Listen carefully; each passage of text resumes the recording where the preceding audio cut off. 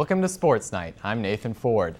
After a win at BV on Wednesday, the men's soccer team returned home Saturday for their biggest game of the season, a matchup against fourth-ranked Loris. What happened was something that hasn't been done in nearly 5 years. Wartburg was fired up to play fourth-ranked Loris and got plenty of chances early, including this near make from Dan Nadeau that he heads out of bounds. And he knows he missed the golden opportunity.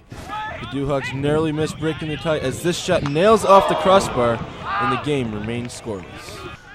As the first was coming to a close, it looked like Wartburg would come away empty-handed before freshman Paris Martins takes control of this crossfield pass and sends it past the Dewhawk goalie to go into halftime with a 1-goal lead. The Knights didn't wait long after the break to build their momentum when Chris Nothna kicks a rocket past the Loris keeper to double the lead to 2. Loris made sure they weren't out of it yet when Tim Vandenberg kicks one over Cade Schatzer in the 70th minute to cut the lead to 1. That wasn't enough as Wartburg buckled down the D to secure the upset with a 2-1 victory.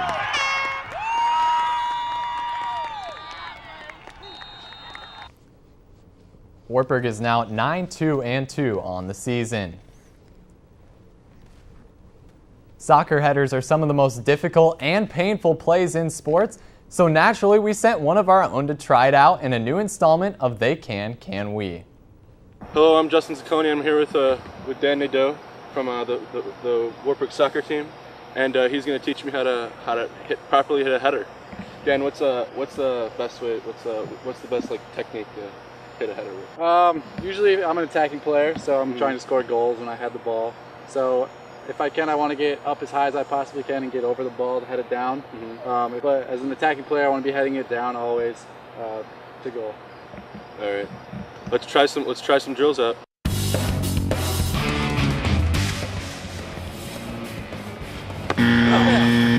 Dang it! Oh! Wow, I missed that badly. Yeah! Yeah. Well, I learned from this little experiment that even your noggin's right here. It's really hard to hit the soccer ball coming right at you. That's true. Thanks very much, Dan, Thank you for coming out and doing no this. problem. With me. Reporting for Sports Night, I'm Justin Zacconi. Coming up next on Sports Night, the Wartburg football team got revenge on Simpson Saturday. See how they did it next. The women's soccer team was also in action last Saturday, taking on 17th-ranked Loris. We'll pick things up in the second half with Wartburg down 1-0. Then in perhaps the best goal of the season, sophomore Brittany Frush gets this one to stick, evening the game at 1 apiece. Frush would try another shot here to put the Knights up, but would fall short and the game remains tied. Right at the end of regulation, the Dewhawks would have 2 key chances to score, but with great goalkeeping and an errant shot high, the teams would need overtime. In overtime, Loris's Katie Truesdale would score the game winner to defeat the Knights 2-1.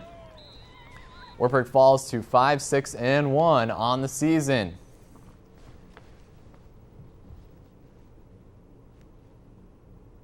Simpson broke a 14-year losing streak to Wartburg 2 years ago by blocking an extra point in overtime. Then last year, the Storm blocked a Wartburg extra point to win again. The Knights were looking for revenge Saturday in their Iowa Conference opener. Very first play of the game, after Donald Miller's long kick return, Logan Schrader tosses it to Brandon Seagal for 48 yards and a score. Extra point blocked again. Knights up 6-0. Simpson cuts the lead to 3, and then quarterback Taylor Nelson puts them ahead with this QB scramble. Taylor Jacobsmeyer, taking most of the snaps for the Knights at quarterback, finds Jordan Schmidt in the end zone, but the pass is ruled incomplete. Head coach Rick Willis is irate.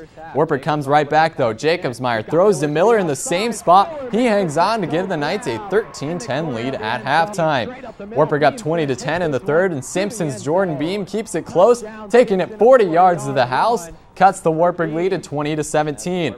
Once again, Knights come right back. 2 plays later, Jacobsmeyer delivers a rainbow to Miller, who makes a tremendous over-the-shoulder grab, putting the Knights back up by 10. Wartburg looking to put it away. Jacobsmeyer threw for 170 yards, rushed for 109 more, leads them back down the field. Brandon Domeyer caps it off with a touchdown run, putting the Knights up 17. Simpson's come back each of the last 2 years, looking to do it again, but Logan Pitts saves the day with an interception. Wartburg goes on to beat Simpson 34-24. Wartburg is now 3-1 overall and 1-0 in the Iowa Conference. They'll host winless Buena Vista for homecoming this Saturday. Wartburg obliterated its own record set in 2005 by winning the Iowa Conference Women's Golf Championships by 115 strokes. The previous record set by the 2005 team was 69. The Knights, who have now won 7 conference titles in a row, claim the top 4 individual spots, with Rochelle Beardsley as medalist and Iowa Conference Golfer of the Year. Wartburg earned an automatic bid to the NCAA Championships at Mission Inn Resorts in Howley in the Hills, Florida in May. Coming up next on Sports Night, the volleyball team hosted its annual Knights Classic over the weekend, and defending national champion St. Thomas continued to be their Achilles heel.